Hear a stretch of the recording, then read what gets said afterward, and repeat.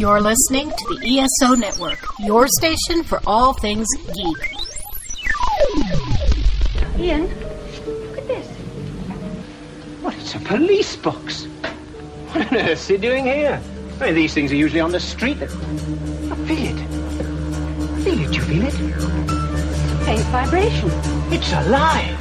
EarthStationWho, a fun mashup exploring over 60 years of the Doctor Who universe. Hold on tight. You never know where the crew of the TARDIS is going next.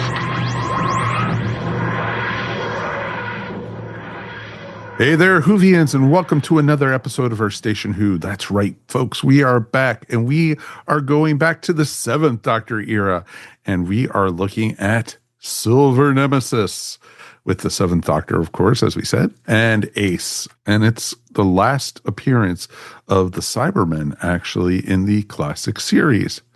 Ooh, for those on audio, Kirby. Not that Cyberman. Yeah, it's Kirby was holding handles, so it's, it was pretty cool. And we've got a great crew to talk all about this tonight. Welcome as our guest tonight, of course, Kirby Bartlett Sloan. Hello. How are you, my friend? Excellent. Excellent. I love hearing that. And of course, we're also joined by Dave Chapman. Hello, hello, hello. How are you, sir? I'm doing absolutely wonderfully.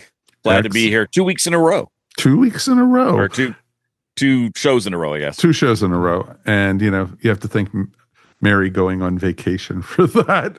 So yes, exactly. Thank you, Mary, for not being here. Exactly. But also, thanks. Exactly. She's off, exploring the wilds of Alaska and Montana. So, Wow. Exactly. So 50% of it was great. She's gonna. I hope she brought sweaters, but then again, she's from Florida, so anything below 70, she needs a sweater. So it's a good thing. And of course, we're joined by our regulars. Let's say howdy to Mr. Mike Gordon. Howdy.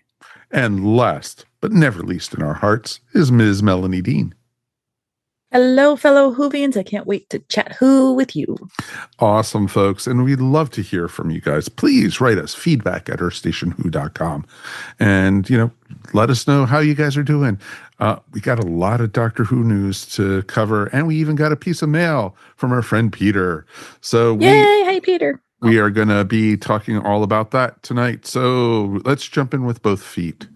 All right, kids. What we had thought about has been confirmed finally.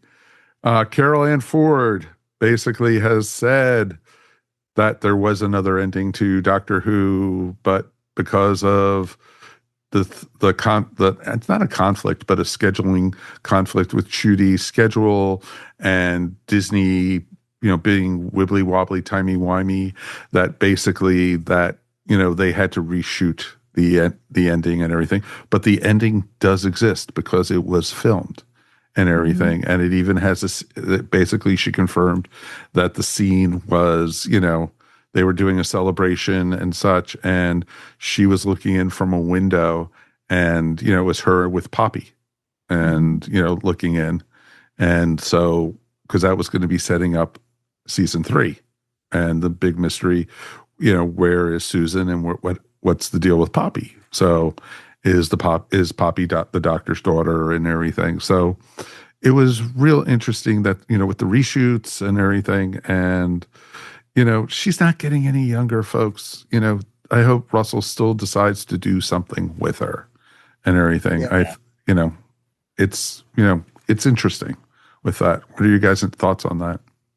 I'm the terrible, gloomy person that's going to say it's going to be a showrunner later on that's going, like, years from now, is going to use that footage for something else.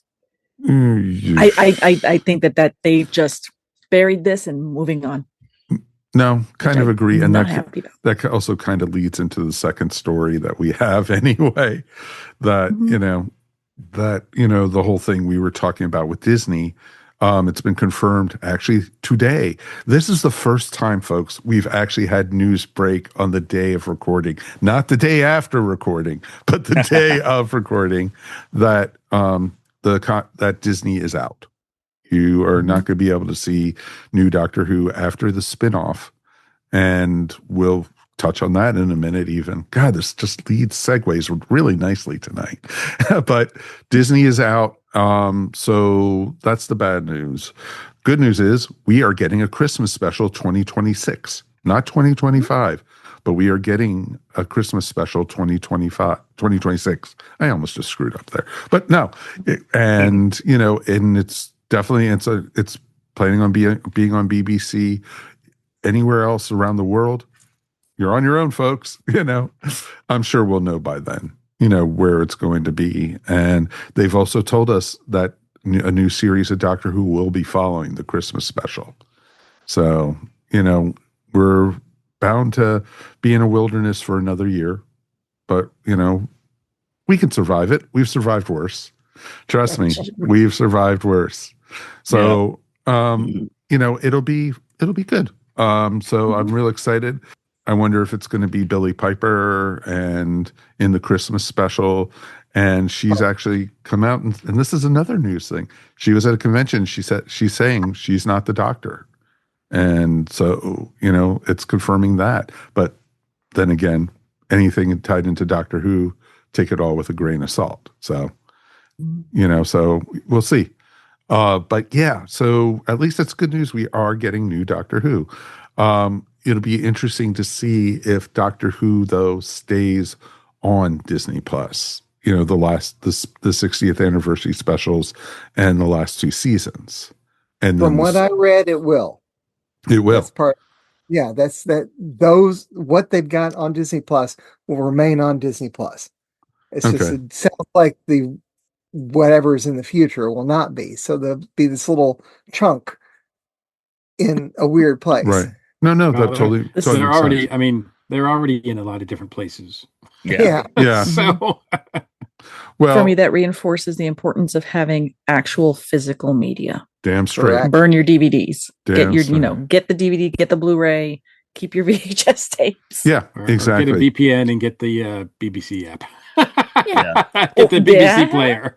It's a get iPlayer if you have a VPN. Exactly. And I know plenty of folks who do it.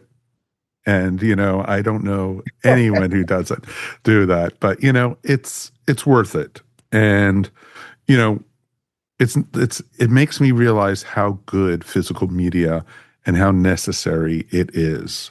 Because right now it's impossible to stream any of the new series. Right. Because HBO Max got rid of it as of earlier this year.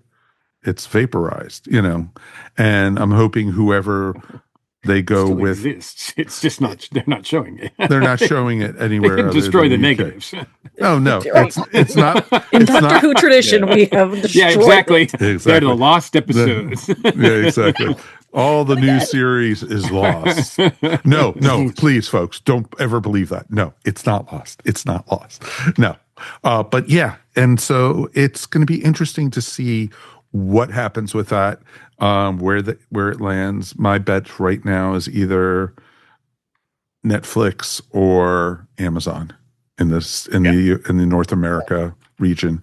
I'm thinking those would probably be the twoest. I don't think HBO it would go back to HBO Max because of everything that's happening right now with Warner Brothers and trying to buy Paramount and all that crap right now. So I don't think they even have an inkling for that.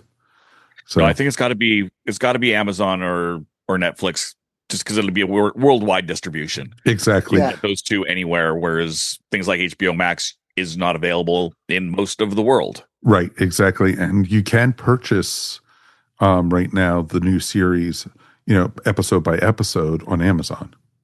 Mm. So you can still do that. Everything up to the end of the Jodie era, you can do that. So it'll be interesting to see. Rumor also has that Apple is interested in it, but I don't think enough people subscribe to Apple TV to be able to have it really be a player. No. So Continuously, for everybody I know, including myself, I'll get it, watch what I need, bye. I'll pick it up again and then unsubscribe. I consistently find it's some of the best TV that I'm watching right now is on Apple TV. So I keep it. So, but I don't think it's going to be a player in the Doctor Who shuffle. Mm-hmm. So, and there's stuff on there that I have watched, but I've watched it other ways. I don't know what you're talking about, Kirby. We don't approve of that kind of stuff on the network at all. So, not at all. But wink, wink, nudge, nudge. So it's okay. We still love you.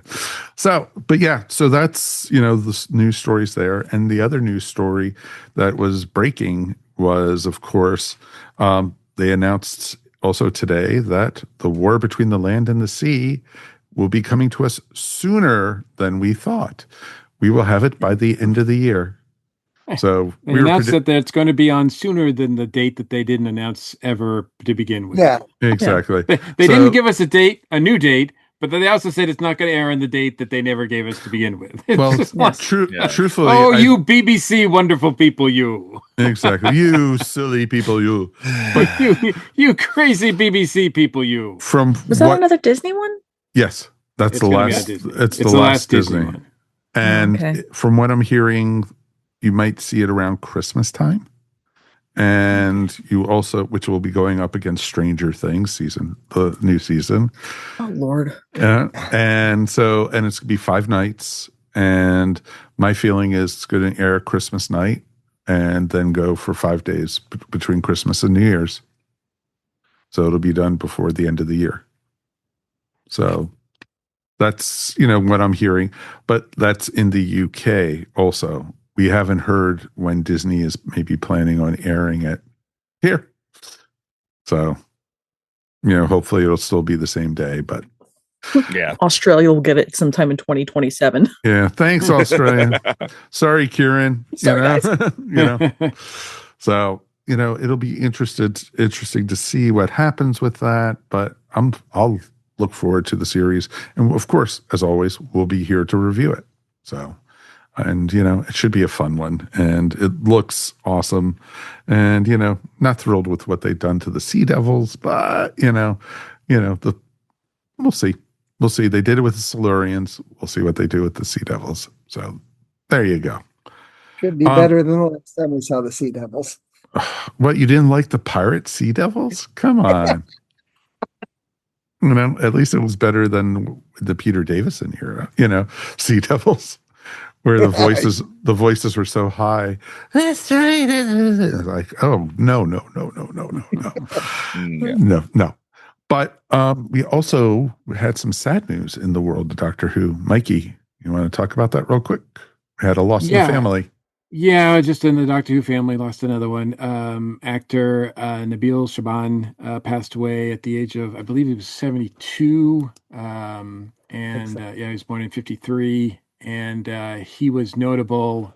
He did a lot of stage acting in the UK, as well as some movie acting as well. But he's best known to Doctor Who fans for playing the villainous Syl in Vengeance on Varos. This is the Colin Baker era, as well as he also pops up in Trial of the Time Lord, which we haven't seen. So I've seen one of his appearances, so tributes were not only was he a presence acting wise, but he also was an advocate for disabled folks, especially in entertainment, and it was a cause that was near dear to him. He wrote some books as well, so he was quite the talent. And we were talking before the show, and Kirby, you got the chance to interview him a couple of times. Yes. Yeah. We interviewed him at least twice on the 20 Megabyte Doctor Who podcast. He's a fun interview, and he did the Syl laugh for us several times. I mean, that is like pretty much like Doctor Who, like ranks up there with really creative characters from Doctor Who history, right? I mean, I think there was even a sort of Syl, was it a movie or TV show or something that the BBC did, Syl and the Devil's Seeds of Ardor? Orador, which Something is like that. Unfortunately, I haven't seen it. I've might have been never Big seen Finish. that either. I think it's no, Big it wasn't a Finish. Big Finish thing because they show No. him like in costume and everything. It came out on DVD, and it was one of those things that because the character was not, they could do it outside of as long as the Doctor didn't appear, they could do it outside of Doctor Who. So there is a still movie out there, if you will, a video of some kind that I discovered as well. So I don't know all the details, but they have it listed. The IMDb has it listed as a TV movie, but I don't think it ever was on TV. But it's from 2019 anyway. So anyway, but it's always sad to lose a member of the Doctor Who family, and yeah, and this year's been pretty brutal when it comes to passings in general, and so yeah, so sad news. But I did want to also point out that Nicola O'Brien put out a really nice tribute to him. That was kind of touching about working with him on his last appearance in Doctor Who, which was on Mind Warp. That's part of Trial of the Time Lords. I understand. Correct. Called him a wonderful actor, lovely man, and a determined advocate, campaigning for disabled actors' rights and starting his own theater group to promote disabled performers. That's wonderful. That is really wonderful. She had some other nice words to say about him too. So. Considering how his character treated her character, it was kind of nice that she. It shows she's a better person. It's nothing but love. Exactly. That is awesome. That is awesome. Sorry to hear about his loss. And 72, that's pretty good. Well, as I get older, I realize that's younger and younger, but it's a pretty good run, though. Yeah. I know. Judy all the time goes, if somebody under the age of 80 passes now, it's like, oh, they were so young. It's like, yeah, no, but yes. So, but it's getting closer. So, but yeah, that's all the news we have right now. And let's take a quick break, and we'll be back in a moment. And we are going to be jumping in with Solar Nemesis.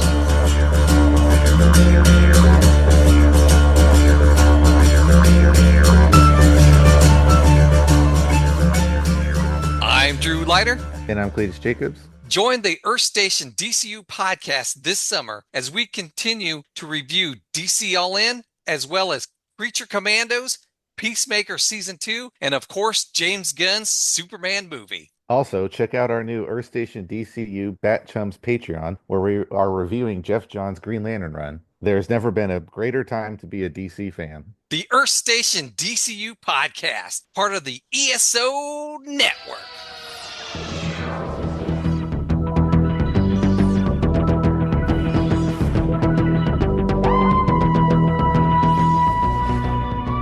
Welcome back. Now we are back with Silver Nemesis. We are going back to the year 1988. And this is kind of a 25th anniversary episode of Doctor Who because it aired on the 23rd of November of 1988. And then also the story took place on the 23rd of November, 1988. So, and during this era, they were doing a lot of three-parters, which is, we've always said, oh God, a six-parter, or such. And this one was a three-parter. And, I think it was the perfect length. I really, really do. You, of course, had Sylvester as the Doctor. You also had Sophie as Ace. And it was an interesting story. This is the first time I've actually seen it. I've read the books and everything, the Target books. So I knew the story already and I knew what was going to happen. But I didn't actually get a chance to see this one. So it's kind of cool. And actually, in our recording wise, this is the last Sylvester McCoy episode that we have of his TV stuff to review. And so it's kind of ironic with that. So it'll be interesting to see what everyone else says. Let's start with Dave. What are your initial thoughts on this? I thought it actually could have been longer. I kind of felt like I was missing a chapter. Something at the beginning. A chapter somewhere. Whether that was, was there stuff I missed from another Doctor? No, but it felt like there was something else missing from the beginning. That happened. That did happen a lot during this era, because they had, even with the Dalek story, and that they did, and then later when they were going into the Andrew Cartnell plans and everything, making the Doctor more mysterious, more dark, and everything. You started seeing this quite a bit. Hey, how about that? So, Kirby just held up Andrew Cartmell's book, so it was pretty cool. And you could see Andrew's handiwork in this episode a lot and everything. No, I agree completely with you. But did you enjoy the episode? I did. It's my I think my least favorite of the Sylvester run. Even more than the Rodney one? Yes, even more than the Ronnie one. I just because it felt so incomplete to me. Right. Okay. It really took me out, but I still did enjoy it. I love it. Sylvester's amazing. Ace is amazing. Sophie is always brilliant. It was a very good story. It was a good attempt at a story. Mm-hmm. It was not an attempt, but it was definitely a story. But it because it felt incomplete, it took a lot out of me, because I was constantly having to think, did I miss something? Mm-hmm. Constantly. They referenced a previous Doctor, no specific Doctor. Right. It's like, which Doctor was this? What am I missing? Things like that. No, exactly. And so that's, but I did enjoy it as a general rule. Once you take that, no, I didn't miss anything, they're just talking about stuff that never happened on camera. It's quite an interesting story for sure. Oh, of course. And I always love the Cybermen. Cybermen are always great. Melanie, what about you? Okay, this is going to be very weird in that I'm going right after Dave, and I know Dave is a huge Seventh Doctor fan. I loved it more than him. How on earth? That's awesome. What? I'm sitting here going, what? How the? Okay, so I never seen this one before, so I came in flying completely blind. Okay. And didn't know this was going to be the last one for his TV. I didn't know any of this. So I'm learning stuff as our audience is too, some of them. I freaking love this episode. It finally, for me, my little sphere space of always saying, oh my God, please edit this out. Please, we don't have to do 4. 6 episodes. Seriously, guys, what the heck are you doing?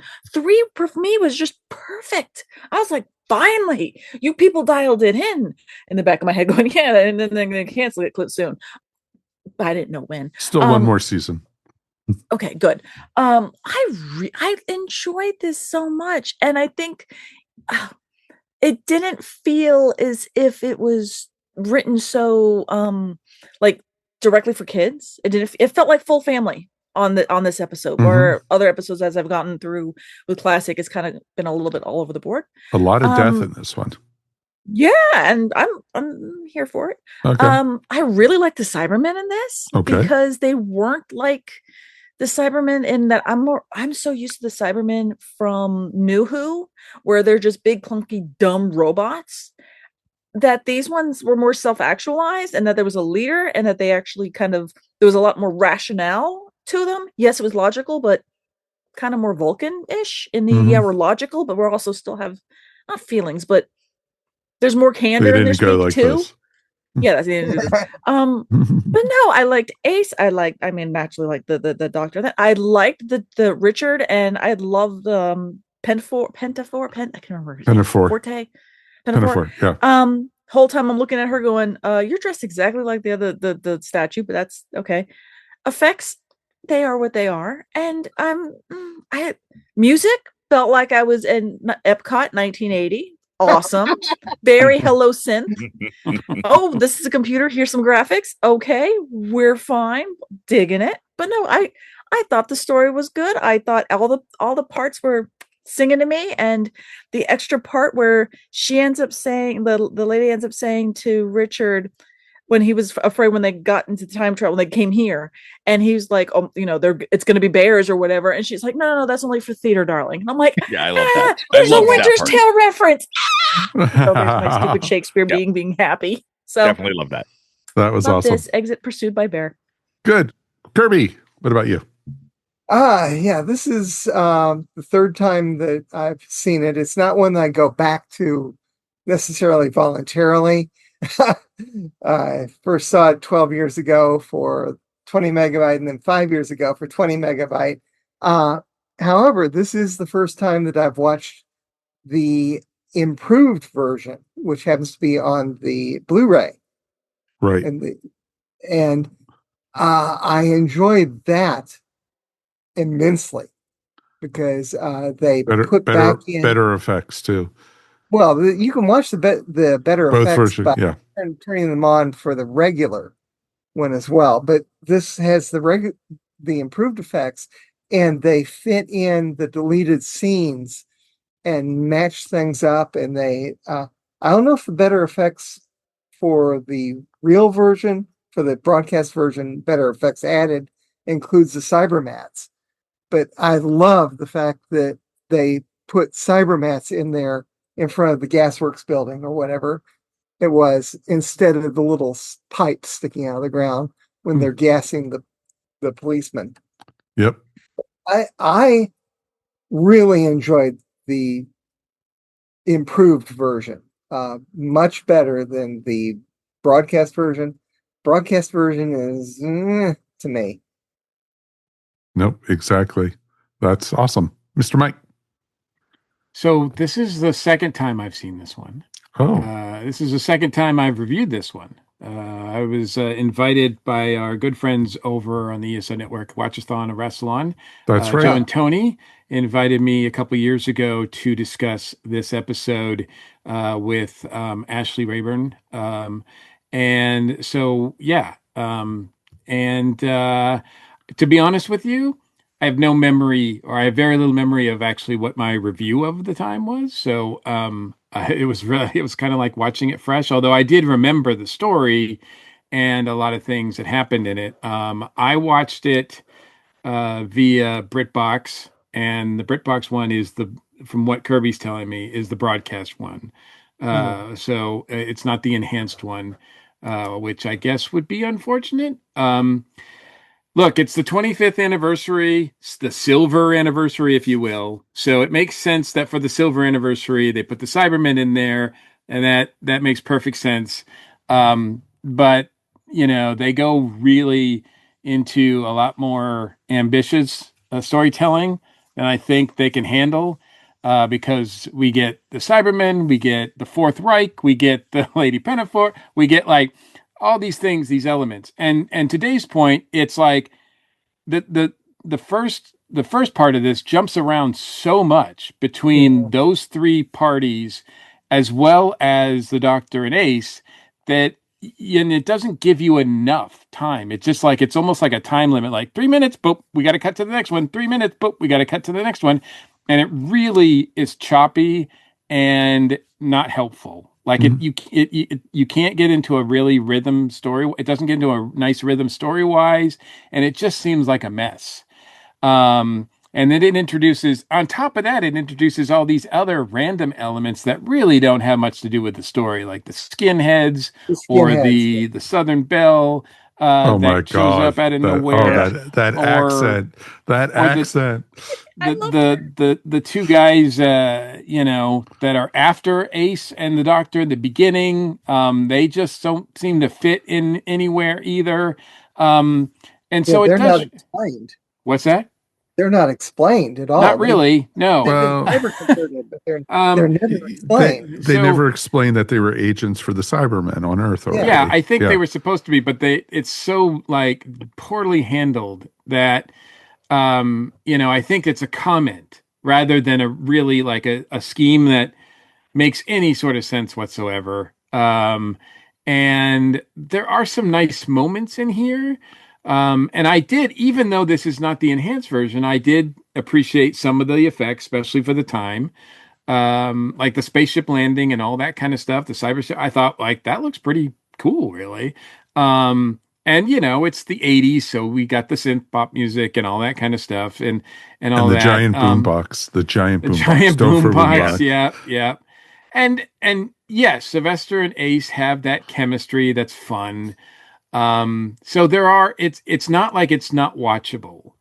But it is a mess. And I think you could have told this story much better by taking certainly the Fourth Reich out of it. Like, they don't need to be in there at all. I don't understand why they don't add anything to it. Now, look, I don't mind Nazis getting killed ever. So, Yeah. Even if you can, today, if you can kill a Nazi, kill a Nazi. But just to put it in there to do it, it's sort of like, it's sort of like, oh, and I'm going to put skinheads in here too and torture them. It's like, it's not necessary. And I think also to Dave's point too, it's really intriguing because Lady Pennyworth has a relationship with the Doctor that we do not know. It doesn't exist in any form that was ever been told. Nope. And they don't do any sort of help with us, like backstory wise, for that. So we have to sort of piece that together as the story goes on, which, that's fine. That's storytelling. You can do that.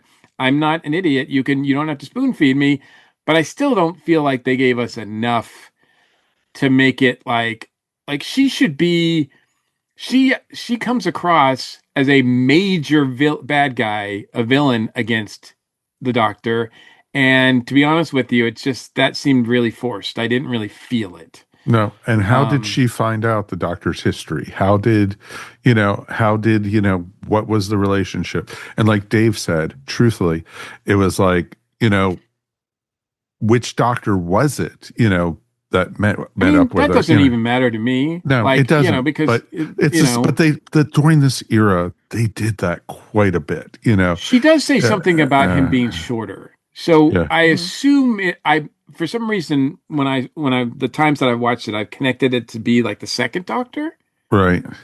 Just Possibly. because of that comment. Mm-hmm. But, it could really be anybody. I mean, it could have even been like a later Doctor. Yeah. We don't know. Well, doing some research on this, I did find out the Cybermen actually were last-minute additions to this storyline. Which is silly. It's the silver anniversary. Yes, I know. But John Nathan Turner went to the writer and said, let's put the Cybermen into this because it is the anniversary episode. And, this is, we wanted to have them face Sylvester's Doctor. And it would be a good tie-in, with the story, because the original name of the episode was Nemesis. It wasn't Silver Nemesis. And so it was just interesting that you had it. So originally it was just Lady Pennyworth, whatever her name is. And then also the Fourth Reich were the bad guys in it. And because you didn't, that's one too many bad guys. But it's true. But also, you also don't see the Cybermen until the end of the first episode in the story. That's when their ship comes down, and that was the cliffhanger. It's the Cybermen, and everything. And so I enjoyed it. I thought it was a interesting story. The chemistry just between Sophie and Sylvester is just always awesome. From the very beginning. And they've got it down to a T and everything. And I love the scene when, Sylvester is like, remember when I told you to not bring any explosives? Yes. And it was just wonderful. It was just, and she was just like, Doctor, I'm a good girl. I don't do that and it's like, we saw that played out with the Daleks thing. Like, that's the exact same scene. It's the same exact scene, but I still love it. There's something just about it. Like I said, they are charming together. So they are. And then they have the magic, cassette tape in the, of the jazz band. And it's like, I've fallen into, when I was in, high school and college, I fell into swimming pools with, cassette tapes in my pocket, and they were toast, if they got wet. It's like, how did, they survive falling into the stream and everything? One of the things I did find fascinating is where the gas works that's now the O2 in London. Oh, wow. And everything. and everything. And it was pretty cool. It was pretty interesting to see. And then, when they went to Windsor Castle, they never got permission to film at Windsor Castle. So they just had to do the outside scenes and do at another castle, to do the interior. Yeah, exactly. I kind of suspect. I didn't even think about it, but when I was watching it, Michelle walked by, and she's much more of a. We're both Anglophiles, but she's much more interested in the royal family and all of that side of things.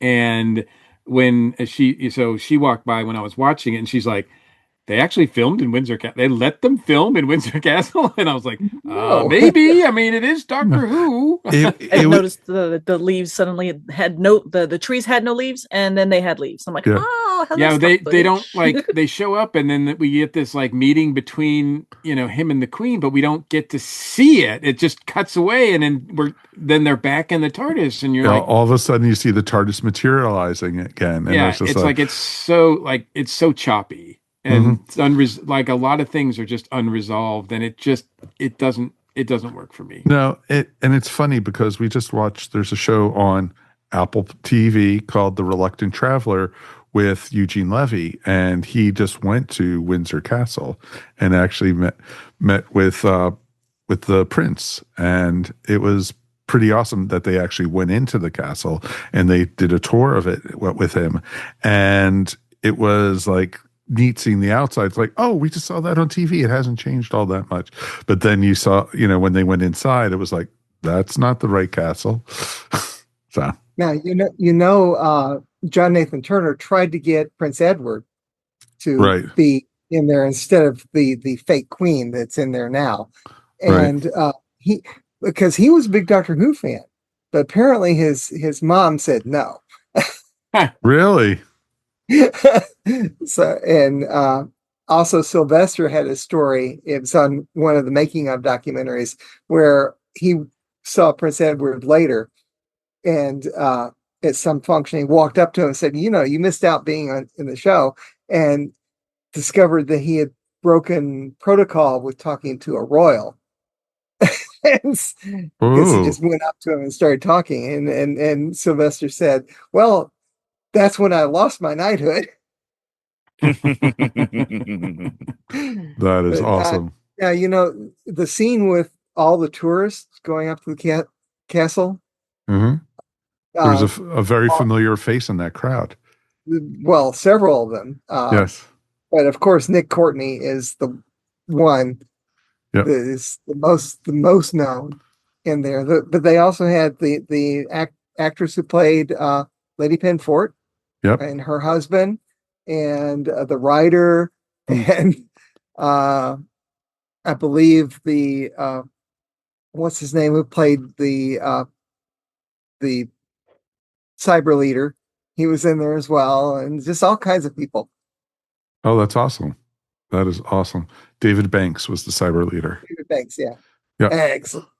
Yeah. So they needed a crowd, so they just said, all right, everyone out of makeup, let's go. Yeah. Seeing your backs for the most part anyway. Yeah, exactly. Call the brigadier, let's get him in the crowd. And he's the one wearing the hat. Of course. That is awesome. So yeah, it was interesting. It was just let's kill off all the extras. Let's kill off, just to kill off people. Let's kill all the Nazis. Let's kill all the Cybermen. And, it was just okay. And you saw little groups of Cybermen, and then all of a sudden a huge, group of them walk into the electric plant or the gas plant. And it was just where did these guys come from? You know? So, and it's I guess we got in to get more coins. Oh, I loved Ace with the shooting the gold coins through a slingshot. That was pretty awesome. Now, about the continuity that they had to cover up. What's up? They filmed Greatest Show in the Galaxy first, right? And she got that little gold spiral from darn, I forget the name of the character at the end of the episode. Yeah, I remember that. And she's wearing it and the idea was if they were done in the proper filming order, that she was going to use that gold instead of the coins. right? And so they realized that they were doing it in the wrong order. So she's wearing it before she gets it. Timey-wimey. Yes. Yep. And it's like, I loved how the cyber leader was like, you only have one gold coin left. What is your choice? You know, it's like, Who's lucky? yeah, exactly. Who's going to be the lucky shot? And then, then she hits the floor and they shoot each other. Bellboy. Bellboy is the name of the character that she got it from. Gotcha. I think. Yeah. Okay. So, it was a fun story, the Cybermen were the Cybermen, and they were basically the old series Cybermen, and it was sad knowing that this is the last time you're going to see them for 20 years, pretty much. Mm-hmm. And so it was pretty, it was just like, because the next time you saw the Cybermen on TV, you got to see them with, you got to see the Cyberhead in the episode Dalek. With Eccleston was the next time you saw the Cyberman. So it was just like interesting. Kirby, you saw the extended, with the scenes cut out. What was it with the Cybermats and such? Oh, when the policemen show up at the gasworks first, right, before the Nazis show up, and right, in the version that you saw, there's a bunch of tubes that come out of the ground unexplained. Right. They just throw gas out. Well, they instead, in the extended version, those are Cybermats because these Cybermen have sent them ahead of them. And they're throwing the gas out. That would make more sense, actually. Makes more sense. Yeah, than the unexplained, the coming out of the rock or the comet that was, the little gas pellets or whatever came out of it. It does show that the Cybermen have been on Earth before that lands, although it still does not explain the fact that the two cyber converted twins are those two actors are twins, ended up at the jazz concert chasing the Doctor and Ace. Yeah, no reason for that. No reason for that. You only find out that they belong to the Cybermen when the Cybermen shoot them. Well, they were guarding the ship, and right before Ace blew it up and everything. So the first time I saw it, I had the impression that somehow they had been brought over from the Nazis, and they were just some sort of collaboration. Wearing headphones. Headphones. Yeah.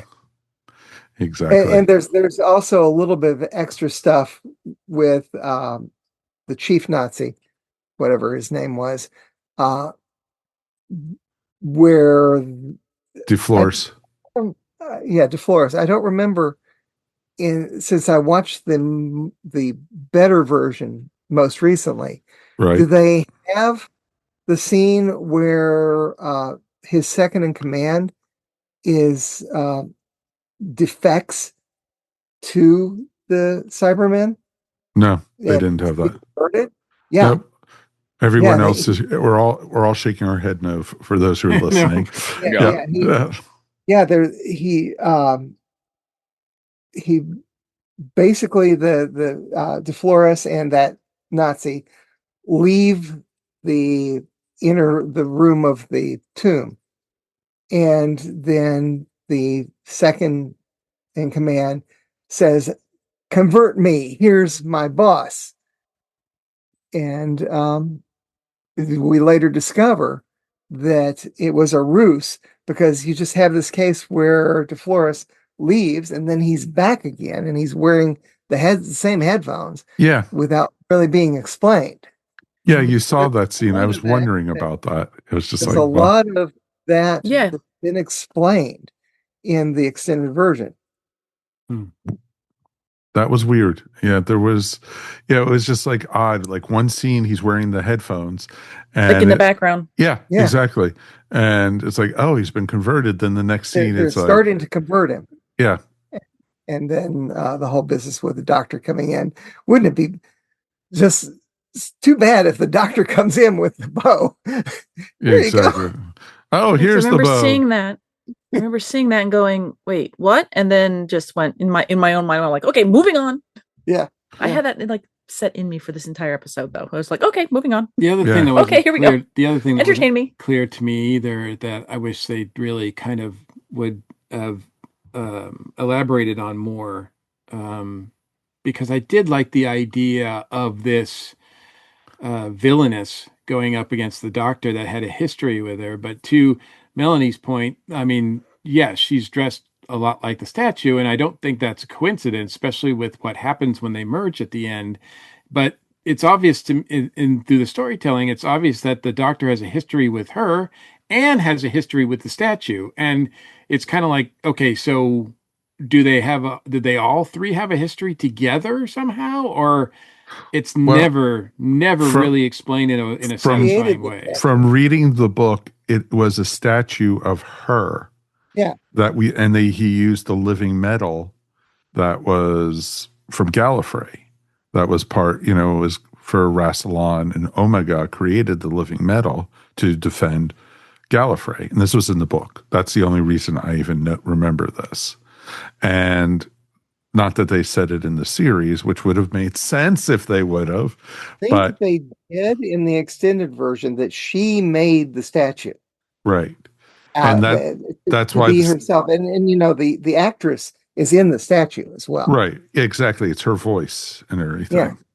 And so it was just like, this is not tying in. If watching it earlier today, it didn't make sense, but I remembered from when I read the book, and I have the book behind me, and it was just, literally I gazed over it and it was right there that the doctor and her, they didn't have a relationship. They worked together, and because she was a sorceress back in the 17th century. And, that's how she was able to get, get to the future and everything by using, blood magic, as I called it, to be able to time travel. And that was another difference between the two versions. When they do the time travel, when she and Richard appear in the cafe, there's this group of tourists at a table who somehow ignore them, screaming. Well, in the enhanced version, there's no one in the room, and it's kind of a better scene. Gotcha. Now that totally makes sense. It would make sense if there was, nobody in the room, because it didn't seem believable. Because as they were time traveling, they were screaming, and then all of a sudden, these screaming people appear out of nowhere, and the people are eating at the little checkerboard table. Not even I was the laughing. I was like, "Oh, your house became a pub." Exactly. No. And there's the scene where she breaks the window to leave her own house. Oh, when she throws the chair out. Yeah. It's a longer scene too. You know your house. If you have the Blu-ray, I strongly recommend watching the extended version. I do have the Blu-ray. That's the better version. Yes, for a lot of reasons, which is unfortunate for those of us who didn't watch that one. Especially since I watched this one again, and I don't think I'm likely to watch it a third time. So even with the enhanced version out there. But I will say this, I did like, so the fact that she knows something about him, and she tries to, use that to blackmail him to get to do what she wants. And he just, says, go ahead, tell him. I don't care. And she doesn't get a chance to, of course. But, afterwards we're left with this whole, as much as they have chemistry, Ace realizes once again that she doesn't really know this guy, and there's something underneath Sylvester's casual demeanor that is a dangerous thing. And because, we just saw him, a few episodes ago destroy the Daleks without even blinking. And now he's wiped out the Cybermen without even shedding any sort of tears or whatever. Like, not even a second thought, he's done that. And so, like, this guy is like pretty dangerous. And has got probably a pretty dangerous history to him that we don't know about. And I like the fact that, I wish they had gotten a chance to really kind of play around and explore with that, but the show ended before they could do that. We all know that. I think that's the direction that Cartnell wanted to go in, but we just never got there. Exactly. They hinted that, you had Rassilon, you had Omega. The Doctor was supposed to be the third of the big, Gallifreyan gods, is what Andrew was aiming towards. But he never got a chance to do that. And they no timeless child nonsense. Yeah. Don't get me started. No. It's interesting though. The actor who was the mathematician at the very beginning, Leslie French, he actually turned down the role of the first Doctor. He was the first choice. And everything, and that's what they brought him back for this role to tie into the 25th anniversary. So they could just kill him. Exactly. Damn them. I was so sad too because he was so just bizarre and slow, but also just so happy when he started thinking, "I'm going to make a flying machine." I'm like, "Oh my god, this man actually! Oh, he's dead." Yeah, exactly. You calculated the direct down to the date this asteroid was going to come back, and there went the gift of flight. Exactly. You also notice that all of the chess stuff, which is leading into Fenric. Yes, exactly. And there's a more extended chess thing in the house in the extended version, and also were the Doctor and Ace playing chess in the broadcast version at the very end? At the very end, yes. When they were back in the 17th, when they were back to the 17th century, it's not this jazz that you speak of, Doctor. Oh, right. They were playing. Yes. Flute and lute. Yes, the flute and the Yeah. Oh, and that was something that just amused me because I'd only saw the extended version just a couple of days ago for the first time, but in the broadcast version, they're just playing some generic music at the very end. Right. It's the Doctor Who theme played on flute and really flute. Oh, that's awesome. In the extended version. Oh, that is awesome. So now how meta. It was interesting, but I definitely think they should have taken one of the villains out. It was way too much.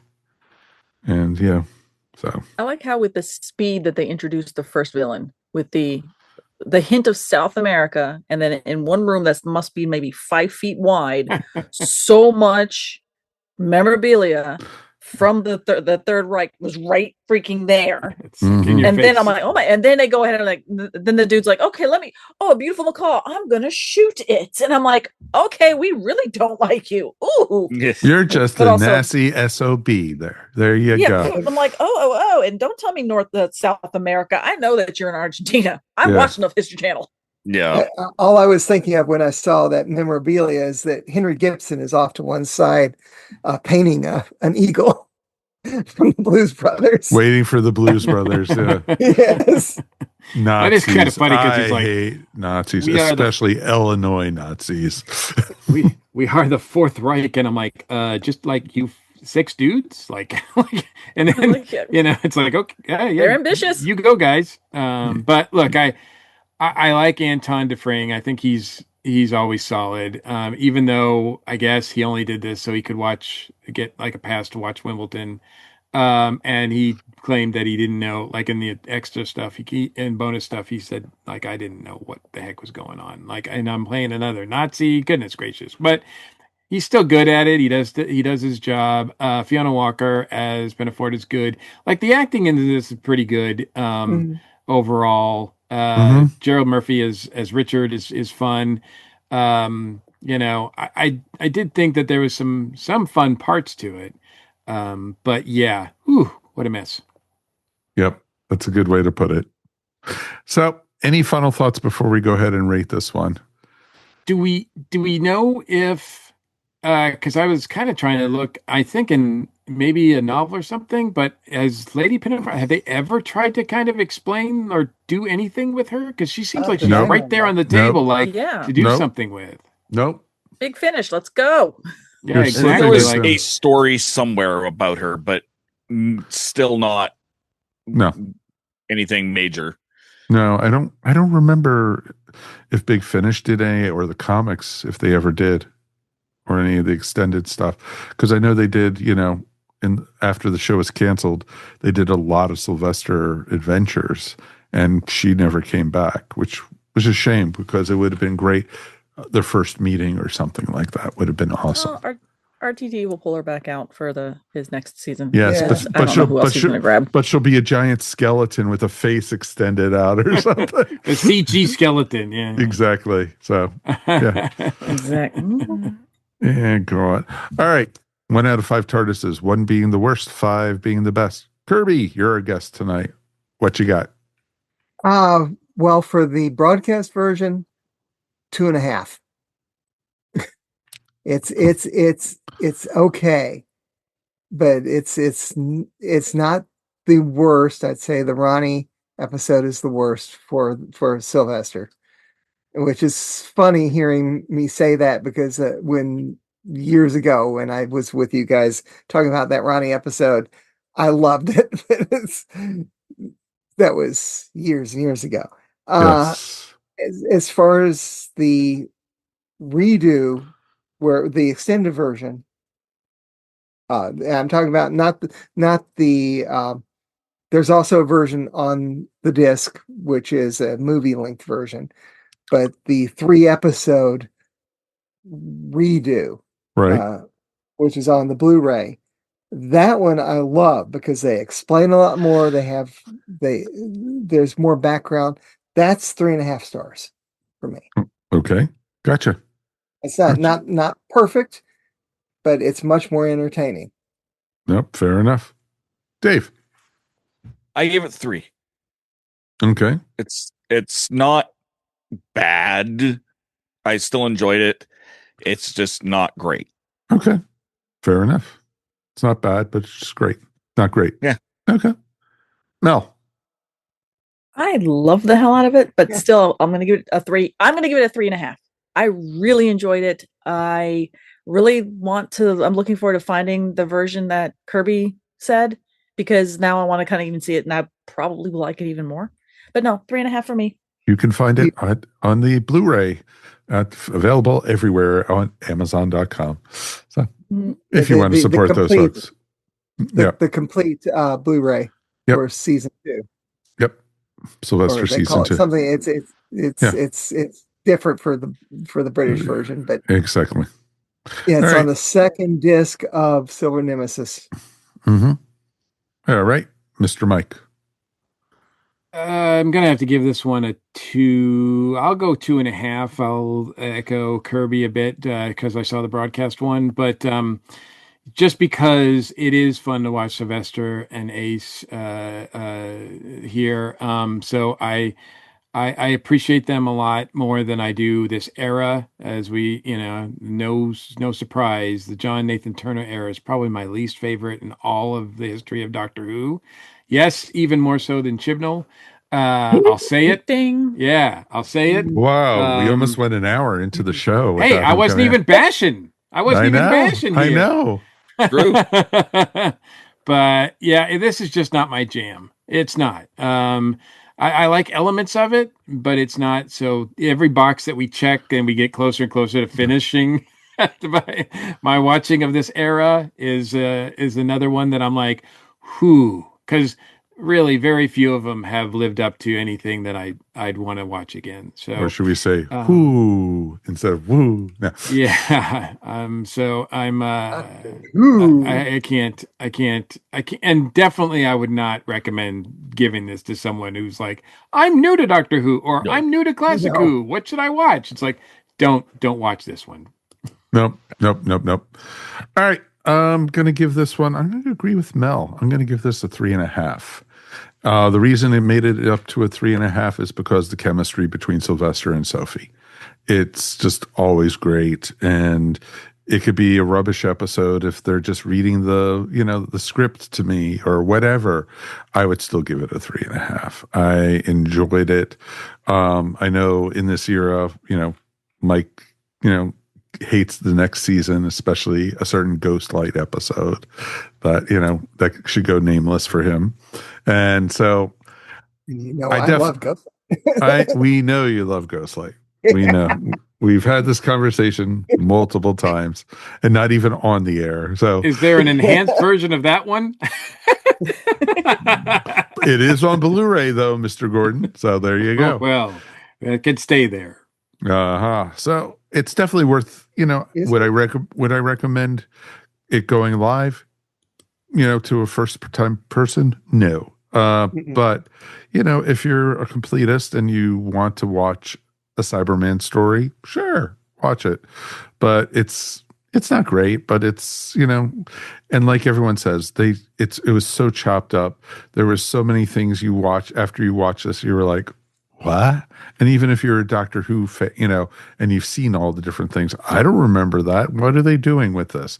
And it's just like they were trying to do something really big, really, really big, but they just weren't doing it right. And I think that's what messed it up. And, I would have loved to seen what would have happened if there was another season of Sylvester after the next season. If they would have, they were supposed to write off Ace by the Doctor enrolling her in the, into the Time Lord Academy. And, so it would have been real interesting to see how that would have played out and such. But, I love Sylvester. I love his Doctor. He's my second favorite Doctor behind Patrick. And so, and I can honestly say I was happy to meet him in person and chat with him for a bit. So it was cool. All right. Thank you all for listening. If you want to leave feedback for us, we would love it. Like and subscribe.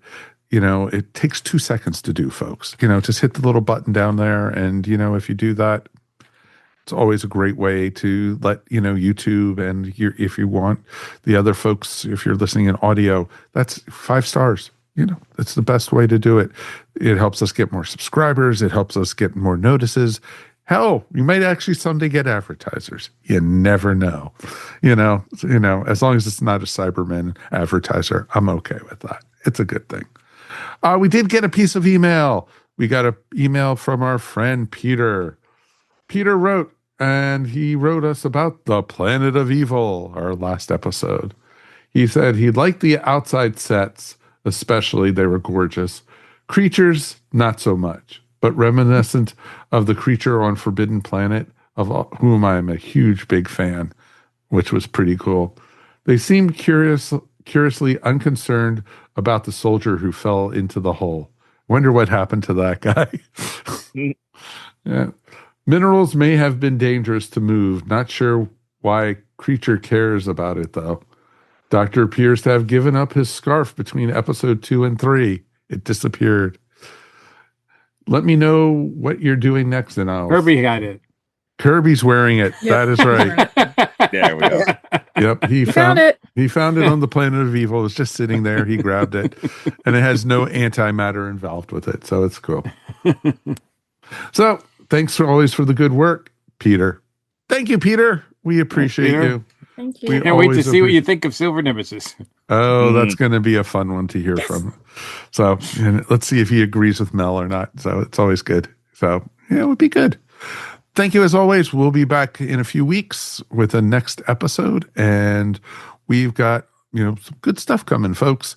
And as we mentioned earlier in the news today, we're going to get the war between the land and the sea this year. So, that's something to look forward to also, and we'll be there to review it. Let's thank our guests for being here tonight. Mr. Kirby Bartlett Sloan, always great to see you, my friend. Well, it's always fun to be on with you guys. Oh, it's always great. You want to promote the podcast? Oh yeah, I'm one of the people on the 20 Megabyte Doctor Who podcast, which has been going on for a long, long time now. My goodness, how many episodes are we up to? We're in the 400 and it looks like we're around 482. That's awesome. That is awesome. Something like that. We've been going for many years now. We've been going through all of Doctor Who, and we are up to Jodie now, and we're just this weekend we're going to be recording a review of It Takes You Away in the Battle of Ranskor of Kalos. Ooh, nice. Of course. That's awesome. That is awesome. It's always good, and you can find that wherever fine podcasts are found. And Mr. Dave, thank you for filling in for Mary. And it's always great to see you, sir. Love being here all the time. Hey, want to promote your 2 zillion podcasts you're doing? It's about 2 zillion. Sundays, you can find me on Spill the Geek Tea. Every other Monday, my new show, Horses on Film. Tuesdays on The Legend of the Traveling TARDIS. First Thursday of every month, Happiness Patrol along with Melanie. And in between all that, the Rat Hole DOTCA, that's the rathole.ca, but YouTube doesn't like URLs in their URLs. It's crazy there, but it's always good, and he has some great stuff, folks. It is really awesome to check out his other stuff. So definitely, please do. Ms. Melanie Dean, thank you so much as always. Thank you so much as always. I love chatting Who with y'all. Oh, it's great. You want to promote your stuff? Okay, that's her answer for tonight. It's usually follow Dave because I'm probably going to be tagged on. He keeps kind of pulling me to jump on, thankfully. True. So you always think you get out, but they keep on pulling you back in. So on Happiness Patrol with Mr. Dave Chapman. I was lucky to be on Rio Bravo's episode, which I think is going to be coming up soon for Horses on Film. But yeah, November 24th. We get to talk about Rio Bravo. I love this Western. So anyway. Well, there you go. There you go. Thank you so much. And of course, last but never least, Mr. Mike Gordon, we've made it through another one. We did. And as always, it's my pleasure. You want to promote your stuff, sir? You can find me on the ESO network on the show Bat Chums, where we're reviewing the Batman series. We're Yay for Bat Chums. Thank you, Kirby. We're still going through the second season, making our way through that. And then of course, the Dragon Con report, because we're still talking about Dragon Con. And I do want to give, like I said earlier, a special shout out to Watchathon of Rassilon. I appeared to review this episode, Silver Nemesis, on episode 154, which is, as I said, from a couple years ago, but it's still available at all the fun places. And we discussed with Joe, Tony, and Ashley, we discussed, the abundance of villains. And we didn't even mention the beastly llamas. I mean, come on. What are those creatures? They're going to devour us. So it'd be interesting to go back and listen to that episode, because I might have, who knows? I might have reviewed a completely different, my viewpoint might have been completely different. Like, this is awesome. I doubt it, but you never know. 2 years can change a man. Oy. Okay, there you go then. All right, folks. Thank you again for listening. You can find me up on my other podcasts. I also do the production on Tales from Hollywoodland and Julian Schlossberg's Movie Talk. So definitely check those out wherever fine podcasts are found. And there's some good stuff up there, folks. And if you want to hear some old kvetches talking, it's perfect. It's a great thing to do, to talk about Hollywood and also what's been going on with certain celebrities. It's a nice thing to do. So definitely check us out. We would love to hear from you guys. Feedback at EarthStationWho.com is the best way to get in touch with us. If you want, check out our Facebook group. We've got some great stuff. That's where we posted all the Doctor Who news we talked about earlier tonight. And of course, we have a great Instagram. Let me redo that. We have a great Instagram, so definitely check that out also. On behalf of myself, Mike Faber. Thank you for listening, and thank you to Dave, Kirby, Melanie, and Michael. We do appreciate you, and Mary, hope you're enjoying your trip. We'll talk to you soon. Peace, and we are done. Bye, guys. You've been listening to Earth Station Who, a pop culture podcast dedicated to all things Doctor Who, featuring talents from throughout space and time. All topics on the show are the sole opinions of the individuals and are to be used for entertainment value alone. You can subscribe to our show wherever fine podcasts are found, or check out our website, EarthStationWho.com. Don't forget to check us out on Facebook or Instagram, and if you enjoyed the show, please write to us at feedback@EarthStationWho.com. Thank you so much for listening, and we will see you on the next journey of Earth Station Who. This has been a broadcast of the ESO Network. Be part of the crew and help support our shows by donating to our ESO Patreon or by shopping at the TeePublic store, which can all be found at www.esonetwork.com. The ESO Network, your station for all things geek.